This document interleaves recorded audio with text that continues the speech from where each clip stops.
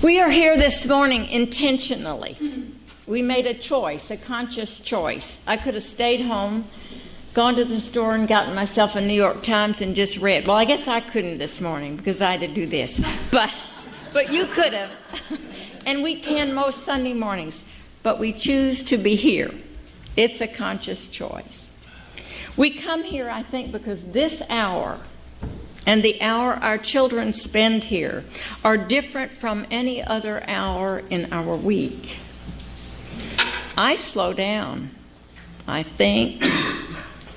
I put aside all the work or chores I face the rest of the week. I shed some worries. I think of important things.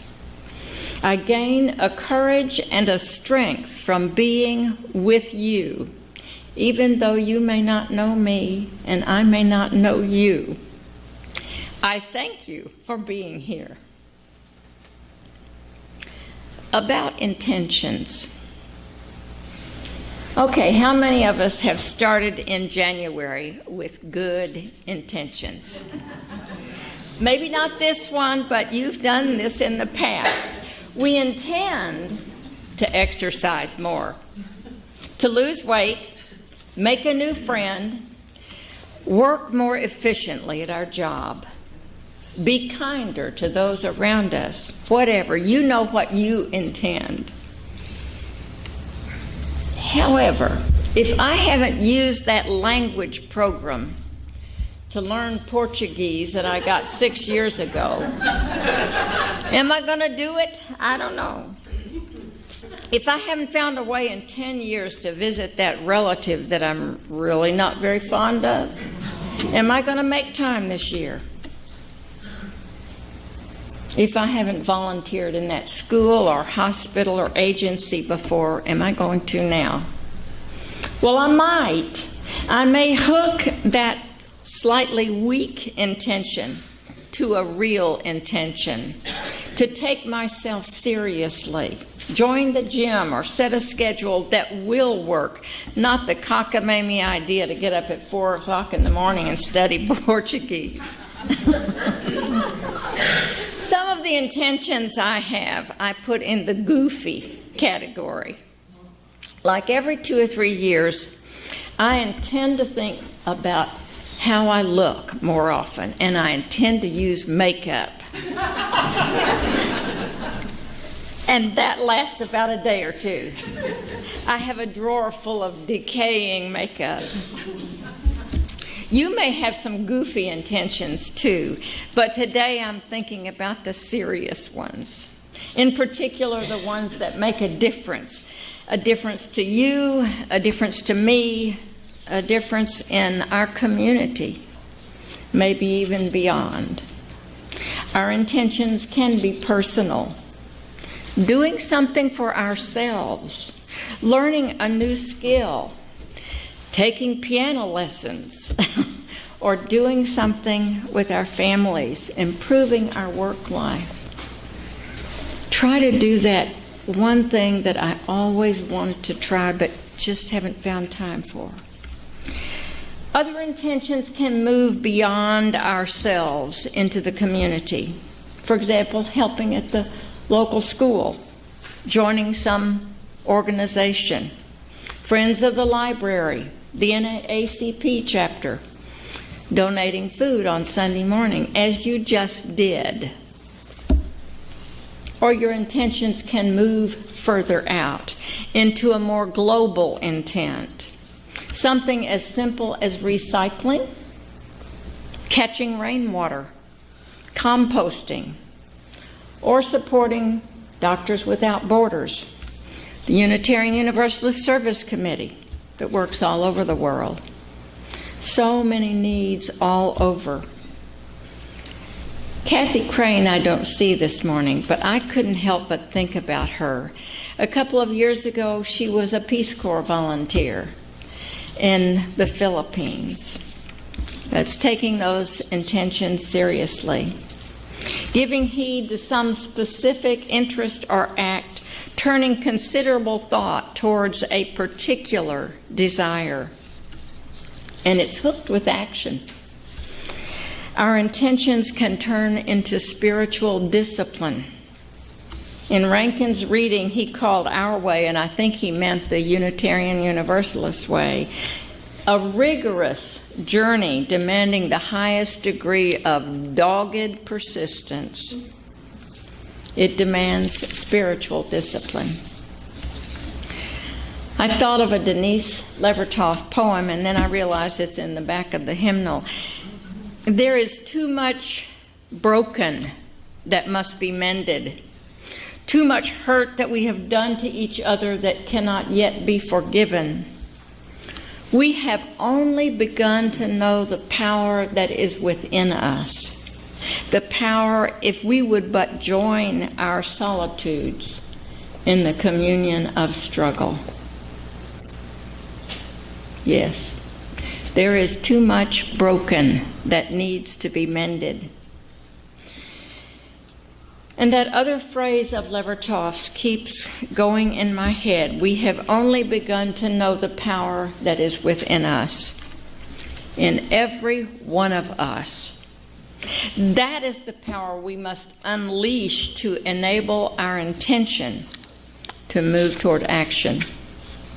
We are powerful when we speak. We have only begun to know the power that is in us if we would but join our solitudes in communion of struggle. How much more power we have when we speak together.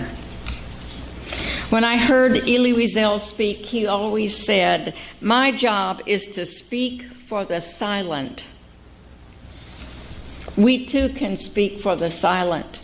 The children without health care, the old person with no one to care for him, for all those discriminated against for simply being who they are. Serious intention begins with a desire for something, maybe new, maybe something radically different from anything we've been or done. If there is some change you want to make in your life, something that's critical to how you might see yourself, try it out. Try it out. Give it the effort, time, and energy that serious intention demands, that rigorous spiritual discipline, that sounds so awful, dogged persistence. Go after it carefully, cautiously, paying attention to how it affects your spirit. Only we can make such a change in our lives. Nobody else can do it for us. Now, alas, some of the changes in our lives are thrust upon us. We did not choose them, we don't even want them, but we can react with a new sense of intention. We can reflect on the unwanted, unexpected changes and pay attention to new intent. Not easy. Not easy at all. My husband has an aphorism over his desk that I see every time I go in there. And it says, "You don't drown by falling in the water. You drown by staying there." Yep. It's much easier to change through your own intention than to be forced to change through something thrust upon us. But we can still use our own intention to adapt and thrive nevertheless. I guess because it was the Martin Luther King Jr holiday last week, I guess a couple of weeks ago, I wanted to read the letter from the Birmingham jail again. If you've never read it, I recommend it highly. King wrote it when he was jailed for leading nonviolent protests in Birmingham in April 1963. His letter was a response, and this is an important thing. It was a response to a public statement of concern and caution issued by 8 white religious liberal leaders of the South. Their statement admonished King and the demonstrators to wait, be patient, and let change occur in its own time. We know how that works, doesn't it? This was a century after the liberation of slavery. I found it shocking and discouraging in this rereading that King's message is still relevant. People are still advising protesters to stop, wait, things will get better eventually. And they might, but when? Why should a young boy today still have to have a lecture from his parents how to act when he's pulled over while driving, when he has committed no driving infractions because he was driving while black? It still happens. I've never forgotten an event of more than a decade ago, probably. I don't know if you were there, Terry. I was in a large hall with about 500 other Unitarian Universalist clergy. And the conference leader asked everyone in the room to stand who had been stopped while driving when they were not doing anything unlawful. All the black clergy stood. The rest of us white people just sat there. It was sobering. We still have civil rights being trampled on for various classes and groups of people in this country.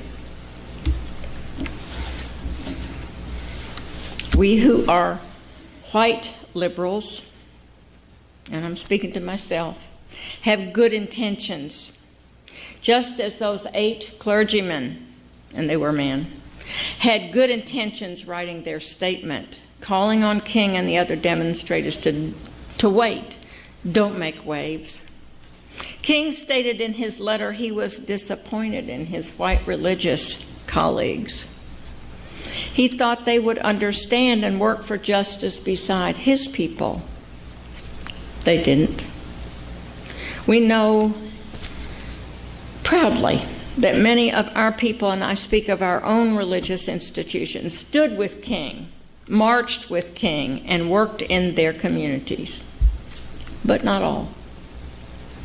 The clergy to whom the letter is addressed intended to help the situation in Birmingham by telling King that the sit-ins and other demonstrations were timed wrong. Their intentions were to help. Their assumptions were wrong. The black people in Alabama had been waiting for justice for centuries, just as they had here in this state, this area, in the 1960s. I was here. I know what that was like. This place was gerrymandered, and it was very difficult to live here. This is the letter in which King wrote those words that we will never forget. Injustice anywhere is a threat to justice everywhere. We are caught in an inescapable network of mutuality, tied in a single garment of destiny. Whatever affects one directly affects all indirectly. And so it still is. King's letter could be written today on the matter of intention. So we must always check our intentions. Are they moral? Are they ethical? And if so, are we acting on them? Don't we all want life to be better for all people? Of course. Ourselves first, maybe, but for everyone else as well. And we know not everybody is getting a fair shake. I've talked about this probably before, but I grew up in a town that was half black, half white, and it was apparent to me by the time I was 4 years old that not everybody was getting a fair shake. My black neighbors across the street lived in very poor housing, as did a lot of the kids I know. But they had to go to school way across town, while my school was much closer. I have to say one thing that was well integrated in my hometown. Terry and I both grew up on the Mississippi River, about 200 miles apart. Me 100 miles north of Memphis and her about 100 miles south of Memphis. But I suspect this was true of your town too, that it was highly integrated with poverty. I'd like to say that things are better now in my hometown. My county and the one next to it were featured a month or so ago in a long article in the Chronicle of Higher Education. Now, doesn't that sound good? But it was because it's one of the poorest counties in the nation. Almost everybody with higher education moved out. I did. All my friends did. The factories closed, the shops closed. Even the Walmart that caused all the shops to closed last year. So there's no place to get anything in that town. Today, it is common to find among the people there hunger. Hunger today. Seriously undertreated diseases, addictions rife, and despair everywhere. Our intentions are good in this country, but we haven't figured out how to make our intentions yet real as a nation. Just as we don't act on our intentions to improve ourselves, to be kinder, more compassionate, more honest, we haven't as a nation figured out how to live our intentions. The great intentions of this democracy: justice, education, health care, jobs for all. What can we do? We vote. We call our congresspeople. What can we do right here? Speak up. Speak out. We have a nice one to speak out about this weekend with the government shutdown. If we looked into what our serious intentions entail, to speak out, to volunteer, to stretch ourselves by learning something new, to mend what is broken, then we feel a deep satisfaction within ourselves. You may discover you have talents you didn't even suspect in yourself. You may find you are enjoying using talents that you don't normally use, but you've gotten them out and used them. If not, figure out how to do it.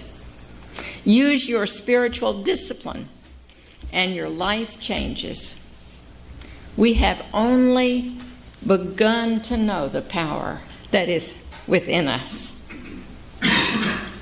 If every woman, every man, every leader, every nation held their hands out in love, what could be accomplished?